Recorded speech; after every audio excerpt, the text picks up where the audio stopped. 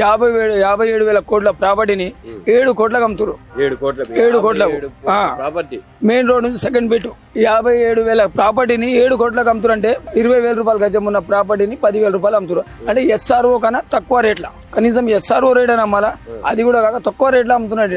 అంటే ఎప్పుడన్నా గతంలో జరిగిందా ఇట్లా ఇండివిజువల్స్ అమ్మడం కావచ్చు, వేలం వేయడం కావచ్చు? ఏ ప్రభుత్వంలో కూడా గతంలో ఇట్లా చేయలేదు.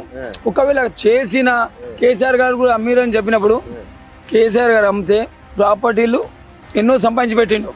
ఇప్పుడు విద్యుత్ సోదా చూడండి మీరు, కరెంట్ డిపార్ట్మెంట్ ఎంత డెవలప్మెంట్ అయింది, ఎన్ని బిల్డింగ్లు డెవలప్మెంట్ చేసిరు, ఎన్ని స్కీమ్లు పెట్టారు.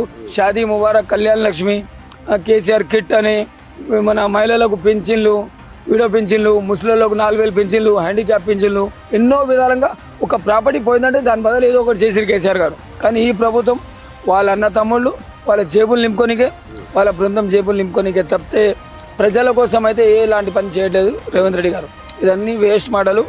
మేము ఇక్కడ అమ్మని ఇవ్వము, దీనిపైన పెద్ద ఎత్తున ధర్నా చేస్తాం బీఆర్ఎస్ పార్టీతో. ప్లస్ మా ఎమ్మెల్యే గారు ఉన్నారు మరి రాజశేఖర రెడ్డి, ఆయన ఆధ్వర్యంలో ఇక్కడ ఒక్క ప్రాపర్టీ కూడా పోనివ్వం మేము.